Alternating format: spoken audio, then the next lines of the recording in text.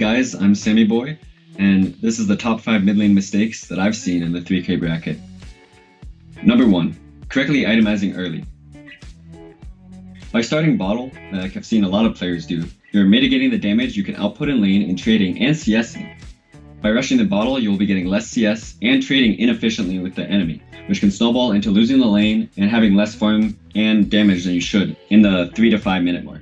This also happens when players start things like boots, or they start an item that just doesn't give you a lot of damage to last it with. Whenever the opponent is starting with a Wraith Band or a Null Talisman, they're gaining 6 to 9 damage that they can use to out CS you and out harass you. So even though you might have more regen in the early beginnings of the lane, you won't be able to trade as effectively and therefore will get zoned out of lane anyway. And then as soon as their regen comes in, you'll be super far behind. That isn't to say that you should always go for a Null Talisman or a Wraith Band or those types of items. Sometimes you'll be versus a Zeus and you'll want to start with a wand so that you can effectively trade early, or you'll want to start with boots if you're versus a hero like Ursa or maybe even Bloodseeker. Some of the other key mistakes that people make when itemizing is they don't go greedy enough on trying to get damage early. The early stages of the mid lane are all about last hitting. By not having enough damage to last hit in the early stages of the lane, you're ruining the later stages of the lane for yourself. That's why it's really important to have items like Wraith Band, or a Null Talisman, or even an extra branch, or Fairy Fire.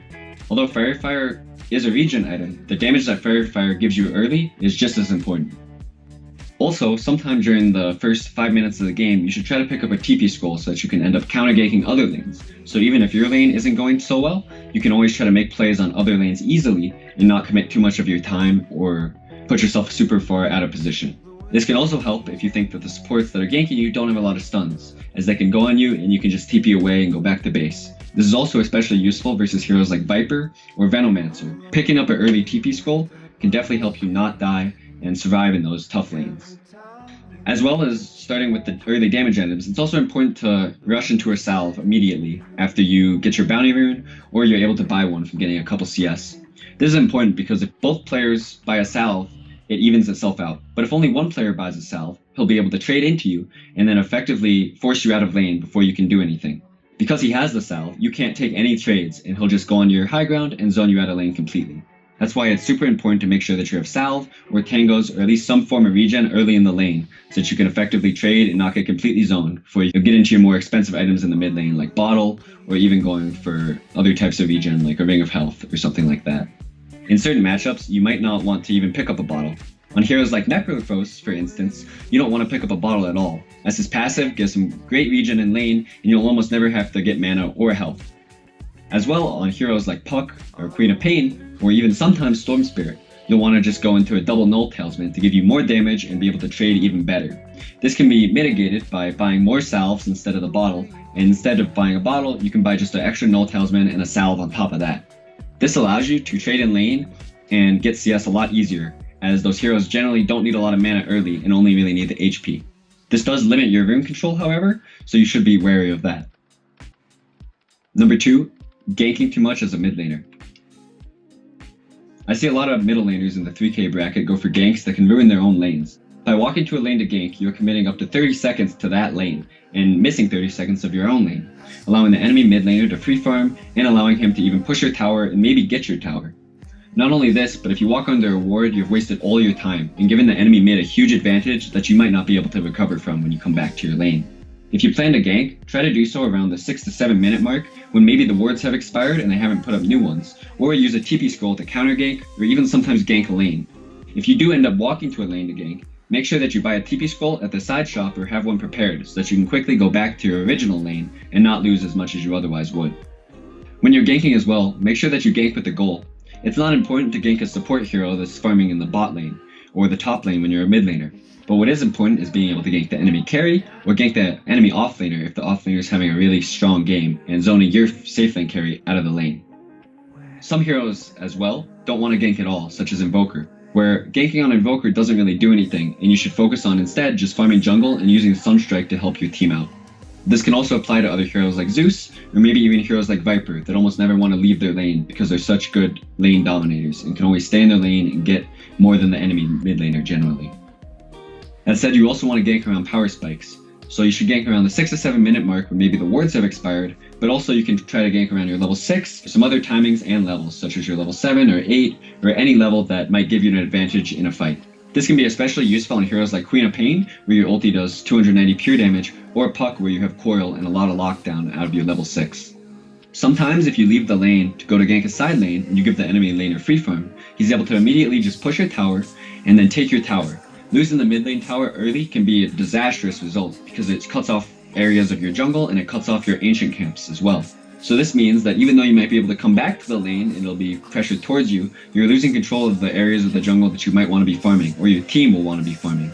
Not only that, but the enemy mid laner will have a huge gold and experience advantage. So even though you might both be jungling, he's going to be jungling at a significant advantage because he had that initial experience and gold advantage over you.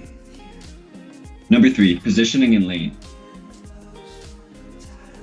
Positioning in lane can be super important. Knowing where to position yourself can be a really difficult thing to learn, and it has to be thought about during the lane a lot. Although the enemy supports can be missing, you can still stay in lane, but try to position yourself on the opposite side of where they will be coming from. For example, on Dire, it's difficult to get you from the bottom side of your lane due to your tower protecting you. But from the top side, it's very open, and it's very easy to have a smoke or even have a support just wrap around you and gank you from that side. Therefore, if you see the supports are missing, you should try to position yourself on the Dire hill. Positioning can also be super important in how you trade with the enemy mid laner. When trading, try to position yourself so that you don't draw creep aggro and take extra damage. Even though you might have higher damage, you won't be trading efficiently because you'll be taking the creeps and he won't be taking any creeps at all. And this can mean that you'll be losing trades even if you think you should be winning them. Another point to mention is positioning yourself aggressively when supports are missing can be a disaster, but knowing when to do so can really push your game to another level. You just have to constantly be aware of where the supports are and what you think they might be doing. Because if you see both supports bottom on the safe lane, and you can play really aggressive in the mid lane, you can completely zone out the enemy mid laner and force the supports to come to your lane. By forcing the supports to come to your lane, you're making space for your other teammates around the map. And so that's why being aggressive at certain times can be a huge advantage. Sometimes it'll also be useful to go onto the enemy's high ground, as when you're trading with them, you don't want to be trading with the 25% uphill miss chance. This can be super useful if you're much stronger than the enemy mid laner and have more damage or have more spells to use on top of him, and you think you can be really aggressive and maybe even get the kill. Again, it's important to watch where the supports are so you don't get ganked while doing so, but playing up on the enemy high ground can be a really useful tool to effectively zone out the enemy mid laner and prevent him from getting CS or sometimes even experience. Another thing to note is that during nighttime it's going to be a lot harder to dodge ganks. During the daytime you're pretty much protected unless the enemy supports use a smoke of deceit and try to gank you with that. But during nighttime it's very difficult to avoid ganks from the enemy supports even without a smoke.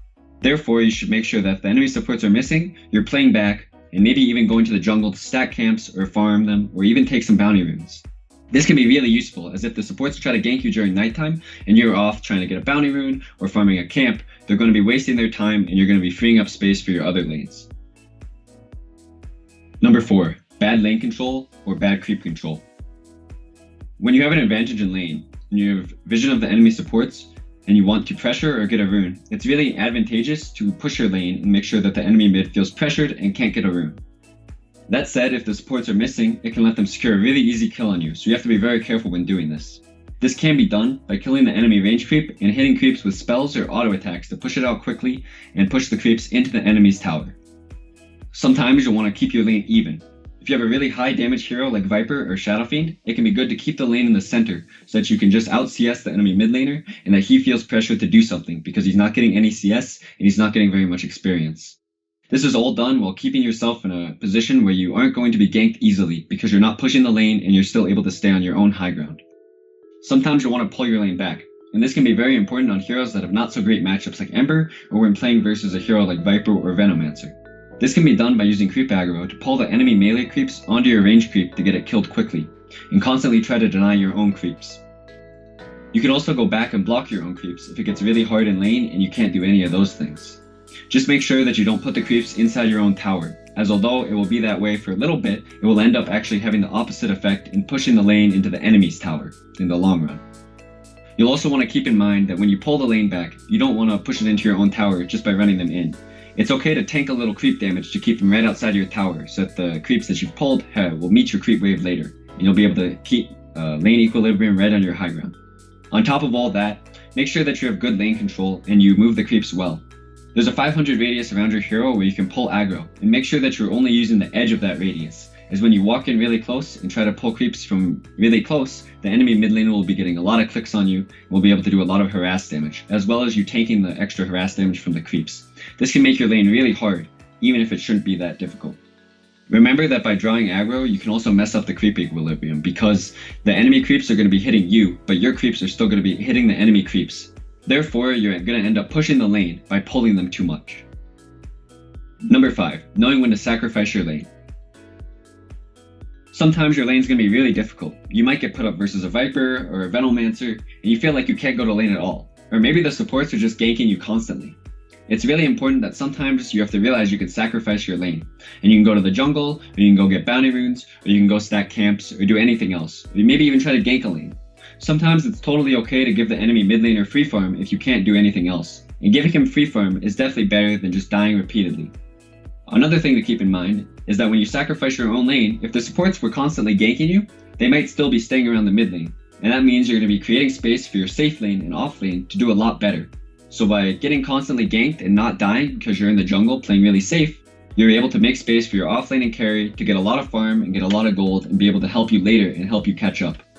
This is really important on heroes like Invoker, where you have a really weak laning stage and you might be getting ganked constantly or just in a really bad matchup. And jungling is pretty much the only thing you can do, and you can't even go to your lane. It's really important that you play safe, don't die, help your team when you can with a Sunstrike, but just make sure that you know it's okay to sometimes lose your lane and that you can always come back during the mid game. That said, if you leave the lane early, make sure that you can always return to the lane. If you see that the enemy mid laner is pushing your tower and has a lot of creeps under it, it's totally fine to go back to the lane, pull them off your tower, or even TP there to make sure that you get the experience and gold for those creeps, especially if it's now a safe situation completely under your tower or maybe even by your tier 2. In summary, if you want to improve at the mid lane, what I would try to work on is mastering creep aggro and abusing the 500 radius around you. Making sure that you have map awareness and you're constantly looking for where the supports are, what they might be doing, or what they could be doing, and where to position yourself in lane, as well as knowing when to just back off the lane entirely. To get better at all this stuff, make sure that you're able to practice creep aggro in games and try to abuse the fact that it's a 500 radius and you don't always have to be super close. That said, if you have really poor mechanics, this stuff might not always help. It could be useful to just go into a private lobby or go into a bot game and just practice last hitting. Because if you get really good at last hitting, some of this stuff might not even matter, and you'll just be able to gain MMR without doing any of this stuff anyway. Lane mechanics can be really important for the mid lane. That said, they aren't always everything, and this stuff I mentioned above can definitely help you get a lot better and definitely bring you to the next level. Thanks so much for watching, and I hope you learned something about the mid lane and can improve further.